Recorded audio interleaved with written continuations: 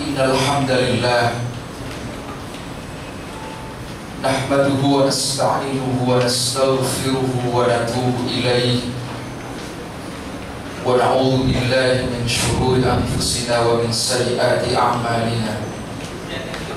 May yahdihillahu fala mudilla lahu wa may yudlil falan tajida lahu waliyan mursyida. Asyhadu an la ilaha illallah wahdahu la syarika lah wa asyhadu anna sayyidana wa nabiyyana Muhammadan abduhu wa rasuluh la nabiyya ba'da. Allahumma shalli wa sallim wa barik ala sayyidina Muhammadin wa ala alihi wa ashabihi wa sallim tasliman katsira. Fa ya ibadallah, usikum wa iyaya bitaqwallah wa ta'atihi la'allakum tuflihun. Wa qala ta'ala fi muhkami tanzilih wa huwa asdaqul qailin, ya ayyuhalladzina amanu taqullaha haqqa tuqatih wa la tamutunna illa wa antum muslimun. Shadaqallahul azim. Bapak-bapak, saudara-saudara kaum muslimin sidang Jumat yang dimuliakan Allah, mari sama-sama kita berupaya semaksimal mungkin untuk meningkatkan ketakwaan kita kepada Allah. Dengan pengertian kita berupaya untuk selalu melaksanakan perintah Allah, dibarengi dengan upaya seoptimal mungkin untuk meninggalkan larangan-larangan Allah Subhanahu wa ta'ala.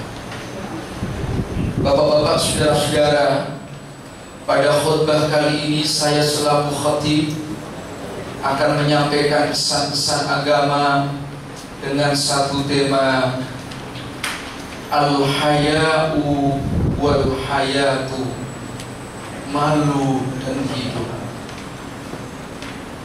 Saudara-saudara, bapak-bapak yang dimuliakan Allah, kata al-haya'u dan kata al-hayatu kalau kita tinjau dari pendekatan ilmu filologi, ilmu yang menjelaskan asal usul kata, maka dua kata ini berasal dari kata istahya yastahyi. Di dalam Al-Quran Allah berfirman, innallaha la yastahyi ayyadriba mathalan ma ba'udatan fama fawqaha. Innallaha, sesungguhnya Allah, la yastahyi. Para ahli tafsir memberikan arti yastahyi di sini dengan kata malu. Allah tidak merasa malu untuk menciptakan semisal nyamuk. Tetapi pada ayat dan surah yang lain juga Allah berfirman, yudzabbihu abna'ahum wa yastahyi nisa'ahum. Fir'aun menyembelih anak-anak laki-laki mereka, tetapi wa yastahyi.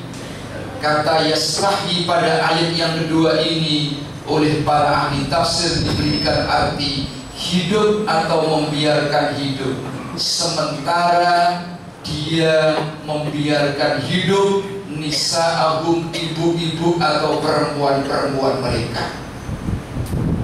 Nah, bapak-bapak, saudara-saudara, ketika ada satu kata yang mempunyai makna ganda dalam teori ilmu bahasa Arab, maka makna satu dengan makna yang lain ada sebuah korelasi, ada hubungan satu dengan yang lain.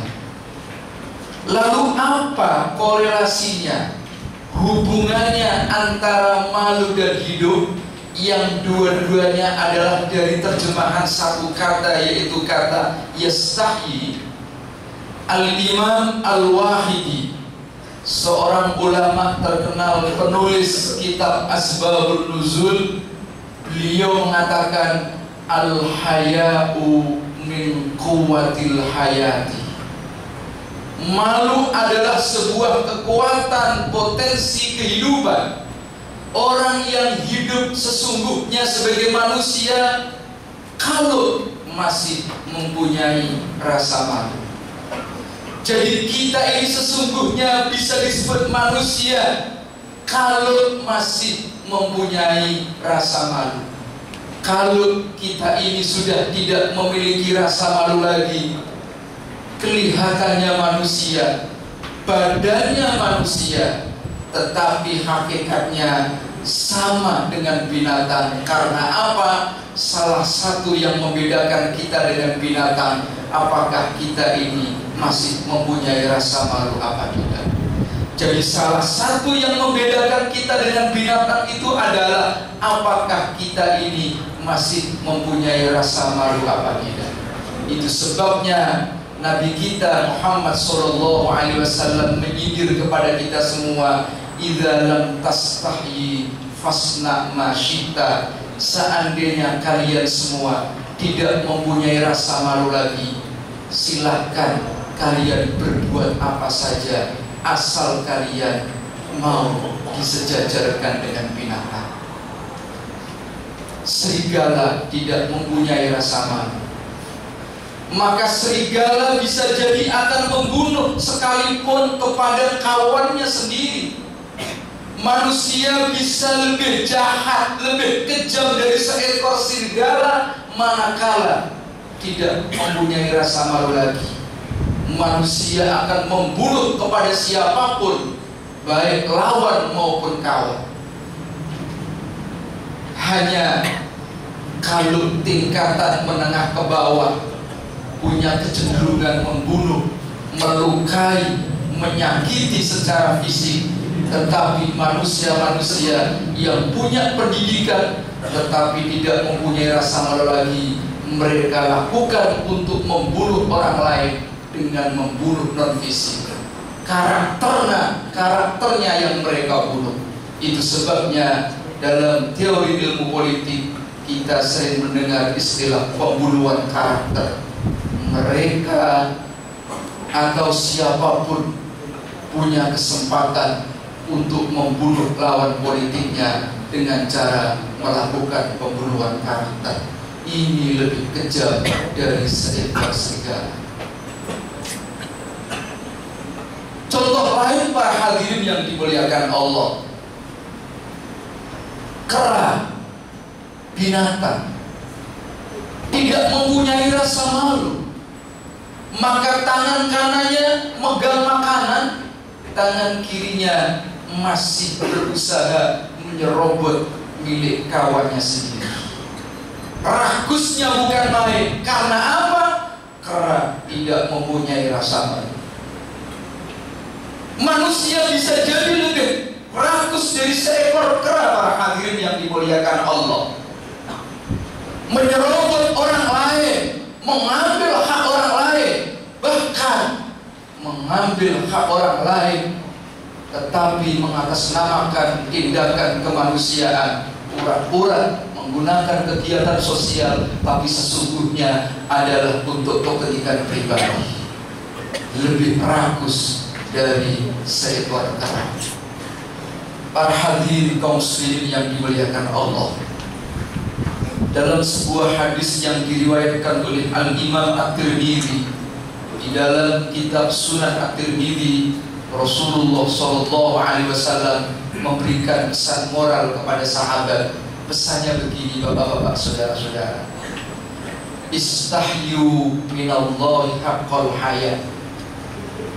Malulah kalian semua, wahai para sahabat, malu kepada Allah dengan malu yang sesungguhnya. Qalu inna nastahyi ya nabiyallah walhamdulillah. Alhamdulillah, wahai Nabi utusan Allah. Rasa-rasanya sahabat-sahabat ini memiliki rasa malu kepada Allah. Qala, Rasulullah menjawab lagi, laisa dzalik, belum tentu. Kenapa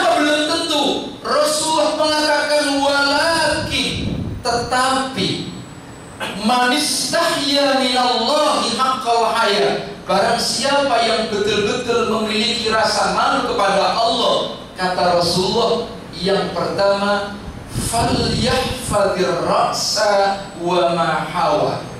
Hendaknya orang itu mampu menjaga kepala dan apa yang ada yang tersimpan di dalamnya. Yang nomor dua adalah wal yahfazil batna wa ma hawa. Hendaknya memelihara perut dan apa yang ada di sekelilingnya. Yang di sekeliling perut, mohon maaf, adalah kemaluan kita. Yang nomor tiga, kata Nabi, waliyadhkuril mauta. Hendaknya orang itu bisa ingat akan kematian. Ada kriteria menurut pandangan Nabi kita Muhammad SAW, orang-orang yang bisa dikatakan mempunyai rasa malu kepada Allah. Yang pertama adalah menjaga kepala. Apa maksudnya menjaga kepala? Jangan sampai ada pikiran-pikiran yang kotor yang masuk dalam otak kita, yang ada di dalam kepala kita. Karena apa? Pikiran-pikiran yang kotor punya kecenderungan melahirkan perbuatan yang kotor. Pikiran-pikiran yang negatif akan melahirkan perbuatan-perbuatan negatif. Atau sebaliknya, semua perbuatan yang tidak baik seringkali diawali dari pikiran-pikiran yang tidak baik. Bahkan kalau kita melihat dari tinjauan ilmu psikologi, orang yang terbiasa memiliki pikiran yang negatif, kecenderungannya akan menganggap orang lain sama, yaitu menganggap orang lain punya pikiran yang negatif. Jadi kita ini sudah punya pikiran yang tidak baik, menganggap orang punya pikiran yang tidak baik. Apa yang terjadi kalau teori seperti ini berlaku dalam hidup kita? Seandainya mereka seorang politisi yang dipikirkan cuma dua, bagaimana caranya membunuh karakter orang lain sebelum karakter kita ini dibunuh oleh orang lain. Kalau kita sebagai pejabat, bagaimana caranya mengganggu jabatan orang lain sebelum jabatan kita ini diganggu oleh orang lain. Kalau kita sebagai pedagang, pengusaha, cuma dua pilihan. Bagaimana caranya menipu orang lain sebelum kita ini ditipu oleh orang lain. Karena apa? Ada teori di dalam pikirannya, yaitu pikiran yang kotor, menganggap orang lain juga punya pikiran yang kotor. Inilah yang dimaksud jagalah kepala. Yang kedua, bapak-bapak, saudara-saudara, orang yang betul-betul mempunyai rasa malu kepada Allah, kata Rasulullah, adalah orang yang bisa menjaga perut. Sederhana, menjaga perut. Ternyata perut ini menurut hasil riset seorang ulama besar, Al-Imam Abu Hamid Muhammad bin Muhammad Al-Ghazali, di dalam salah satu karya yang cukup populer, kitab Ihya Ulumuddin, beliau katakan, lihatlah, anna man sya'a jami'il afati syahwatul batni.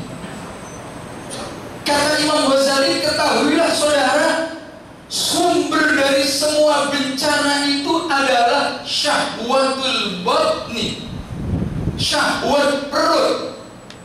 Wa minha tatasya'abu syahwatal farji.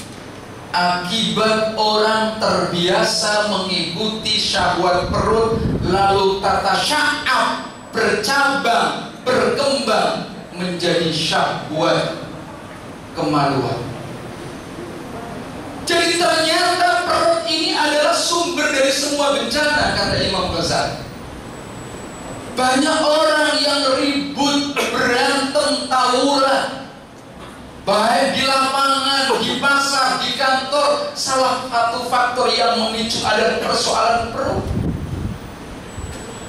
kita bisa saksikan di mana saja di lingkungan orang dagang, karena persoalan perut mereka sibuk, mereka ribut.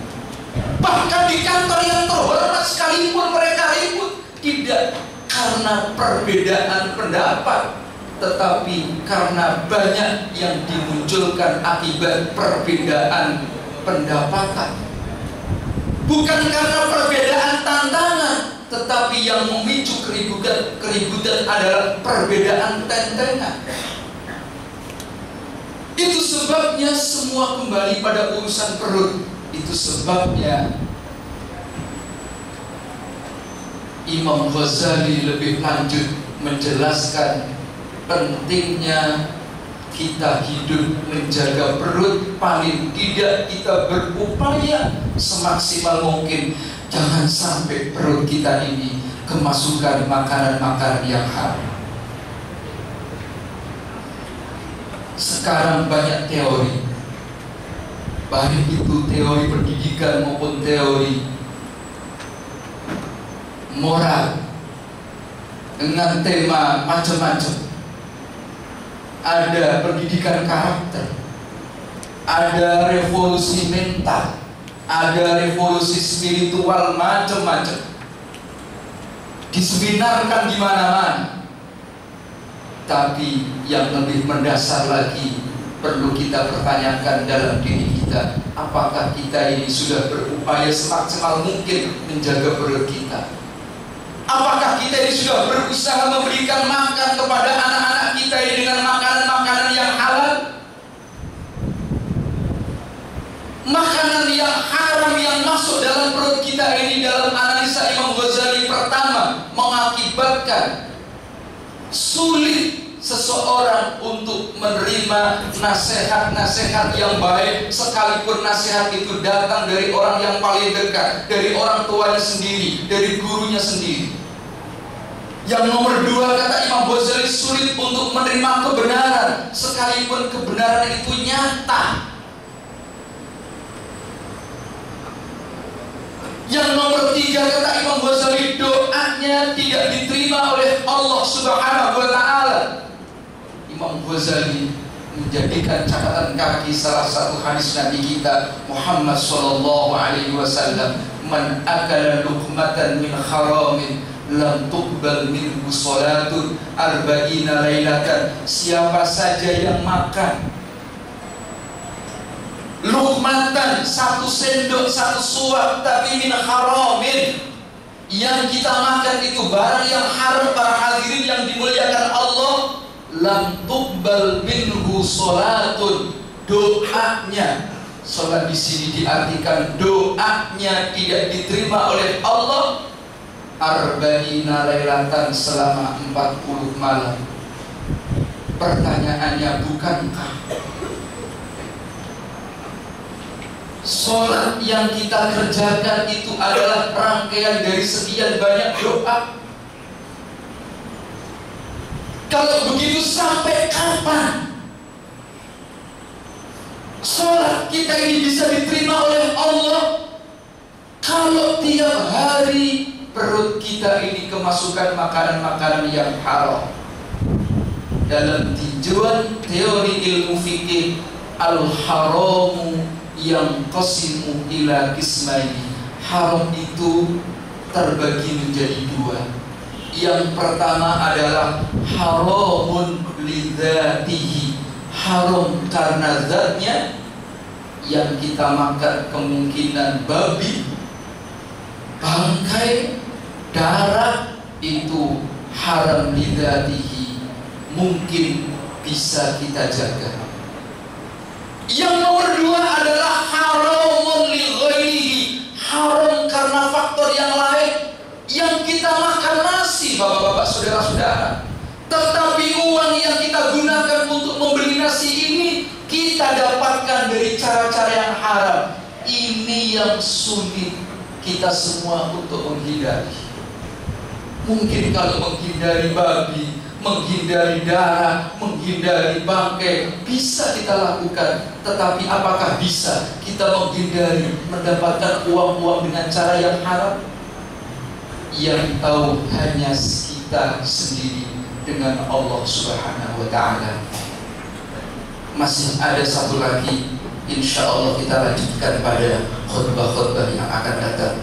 Barakallahu li wa lakum fil Qur'anil azim wa nafa'ani wa iyyakum bima fihi minal ayati wa dzikril hakim wa qur rabbi ighfir warham wa anta khairur rahim.